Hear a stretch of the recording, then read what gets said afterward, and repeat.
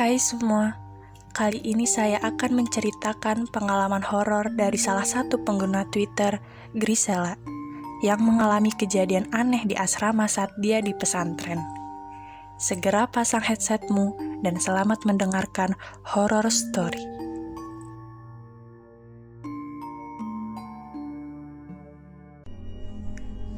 Nama saya Zea.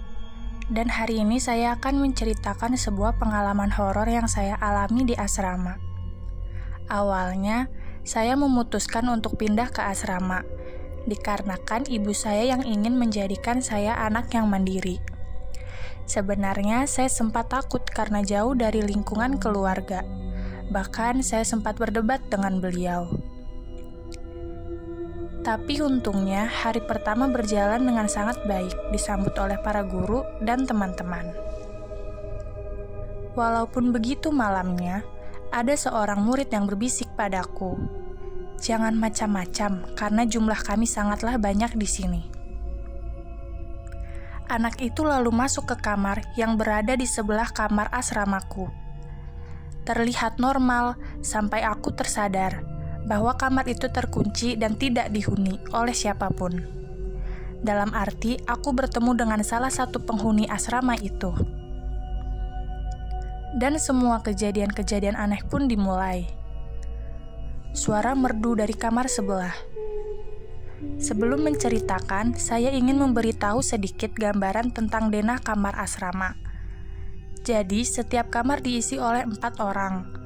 2 tidur di kasur tingkat sebelah kanan dan di sebelah kiri, dan lemari berada di pojok kanan dekat pintu. Kala itu, kami sedang begadang untuk mendiskusikan tugas matematika yang tidak kami pahami.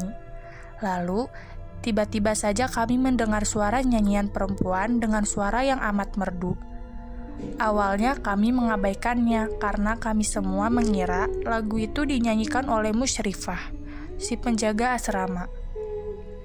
Sampai kami tersadar bahwa nyanyian itu berasal dari kamar sebelah yang tak berpenghuni. Salah satu teman saya pun akhirnya memberanikan diri mengetuk dinding. "Kak, Assalamualaikum, ada orang?" Ia bertanya, hanya untuk memastikan jika suara tersebut memang bukan berasal dari Musyrifah, dan benar. Ia tak mendapatkan jawaban karena nyanyian itu langsung terhenti setelah ia mengetuk dinding tersebut.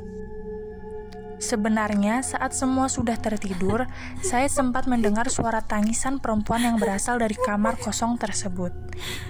Namun, saya tak pernah membicarakan hal itu karena tidak ingin membuat rumor aneh. Toh, saya juga anak baru. Namun, suara gadis tersebut kerap terdengar sampai saya lulus. Terkadang ia menangis, bernyanyi, namun tak jarang ia kerap mengaji dengan suara yang amat merdu. Sampai kadang aku sendiri insecure, masa suara saya kalah bagus dengan hantu? Ada rumor yang mengatakan bahwa gadis tersebut adalah korban penindasan yang bunuh diri di sana. Karena itulah kamar tersebut tidak dihuni. Namun, sampai detik ini, tidak ada yang benar-benar tahu alasan mengapa kamar tersebut tak boleh dihuni. Penghuni toilet. Kejadian ini terjadi pada malam hari, saat saya menemani teman saya untuk pergi ke toilet. Kala itu, saya sedang menunggu teman saya, sebut saja Nelly, yang memintaku untuk pergi menemaninya ke toilet. Namun, aku tidak masuk ke dalam, hanya menunggu di luar. Sampai akhirnya aku memutuskan untuk masuk setelah mendengar Nelly sempat berbicara beberapa kali. Saat mencoba masuk, diriku terkejut saat menyadari bahwa pintu toilet tiba-tiba saja terkunci. "Ada ibu-ibu lagi ngajak ngomong sebentar," ia menjawab. Sebenarnya saya memang sempat pergi mengambil air sebelum menemani Nelly untuk pergi ke toilet. Karena itulah saya pikir ibu itu memang sempat masuk lebih dulu dari saya.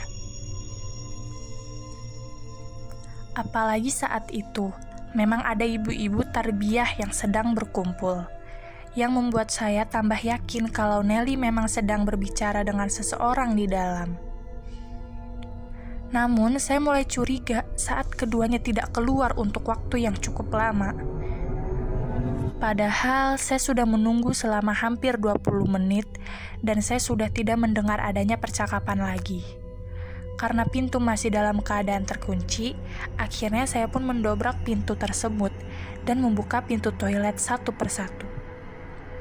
Dan dugaan saya benar, sesuatu yang buruk menimpa teman saya. Saya dikejutkan oleh Nelly yang mukanya sudah masuk ke dalam ember sampai airnya bertumpahan sampai mukanya sudah membiru. Saya pun berteriak. Saat itu juga saya langsung berlari memanggil kawan serta guru-guru saya untuk membantu menggotong Nelly yang sudah tak sadarkan diri. Sampai di kamar, Ustazah malah bilang, "Untung kamu gak lihat ke atas. Kalau aja kamu lihat pasti kamu udah pingsan. Pingsan lihat ada sosok muka datar gelantungan." Demikian pengalaman horor dari salah satu pengguna Twitter Grisela yang telah saya ceritakan. Tetap sehat dan tetap support channel ini.